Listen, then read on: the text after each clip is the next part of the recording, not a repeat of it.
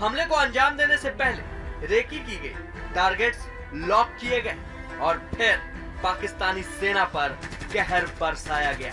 खबर है कि बॉर्डर पार करने के बाद भारतीय सेना काफी देर तक अंधेरा होने का इंतजार करती रही और अंधेरा होते ही पहले एक जोरदार धमाका किया गया, जिससे पाकिस्तानी सैनिक घबराकर भागे और एक जगह इकट्ठा हो गए, जिसके बाद भारत के जाबाजों ने इन्हें चुन चुन कर निपटा दिया। ये नए साल के ऊपर पाकिस्तान के कायर और गद्दारों को भारतीय सेना का एक रिटर्न गिफ्ट हमने भेजा है। जब जब पाकिस्तान ऐसी कायराना हरकत करेगा, पाकिस्तान के जबड़े चीर के रख देंगे हम। नए साल का एक तरफ जश्न मन रहा है तो वहीं दूसरी तरफ एक दुखद खबर। जम्मू कश्मीर के पुलवामा में सीआरपीएफ कैंप में आतंकवादियों से मुठभेड़ तो खत्म हो गई है, लेकिन सर्च ऑपरेशन अभी भी जारी है। आपको ये बता दें, हमारे 5 जवान शहीद हो गए और आशंका है कि एक और आतंकवादी कैंप के अंदर हो सकता है। ये जानकारी निकलकर सामने आ रही है। कल सीआरपीएफ कैंप पर फिदायीन हमला हुआ था, जिसमें 5 जवान शहीद हो गए थे। मुठभेड़ में 2 आतंकवादी भी मार गिराए गए। रात के अंधेरे में पाकिस्तान की एक और कायराना हरकत। साल के आखिरी दिन एक और आतंकी वारदात। आतंकियों ने पुलवामा जिले के लेथपोरा सीआरपीएफ ट्रेनिंग कैंप को अपना निशाना बनाया। रात के 2 बजे ट्रेनिंग कैंप पर फिदायीन हमले को अंजाम दिया गया। हैंड ग्रेनेड फेंकते हुए आतंकियों ने कैंप में घुसने की कोशिश की और फिर गोलीबारी हुई। जवाबी कार्रवाई में 2 आतंकियों को मार गिराया गया है, लेकिन हमले में सीआरपीएफ के भी 4 जवानों को गोली लगी।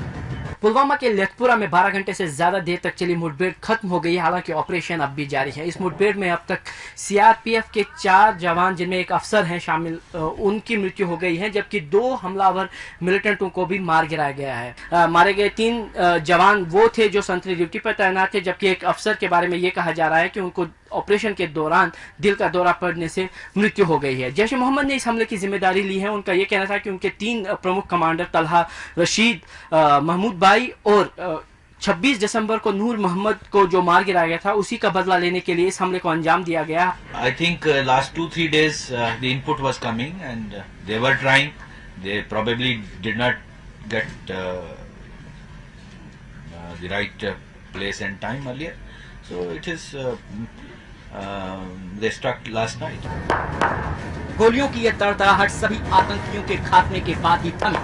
ट्रेनिंग कैंप पर आतंकी हमले के बाद केंद्र सरकार भी सतर्क है। गृह राज्य मंत्री ने भी कहा कि पाकिस्तान लगातार आतंकियों के मारे जाने की वजह से बौखलाया हुआ है, लेकिन वो हमले करते रहेंगे और हमारे जवान आतंकियों को मारते रहेंगे। पूरी तैयारी हमारी है।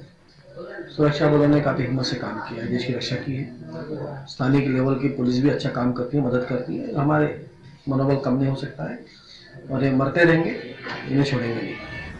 ये सच है कि हमारे बहादुर जवानों ने साल 2017 में ऑपरेशन ऑल आउट के तहत कुल 214 आतंकियों को ढेर कर दिया है, लेकिन कभी मुठभेड़ में तो कभी छिपकर कायराना हमले के चलते हमारे जवानों की भी शहादत हुई है। इस साल देश ने करीब 90 जवानों की शहादत दी है। लिहाजा रक्षा विशेषज्ञ ये सवाल भी उठा रहे हैं कि आखिर कब तक हम अपने जवानों का बलिदान देते रहेंगे। हमारे जवान में बहादुरी की कमी नहीं है, उनमें हौसले की कमी नहीं है। हमारी कोऑर्डिनेशन अच्छी हो गई है, हमारी इंटेलिजेंस गैदरिंग सिस्टम इंप्रूव हो रहा है, कमांड एंड कंट्रोल इंप्रूव हो रहा है, पर हमारा स्टैंड है डिफेंसिव।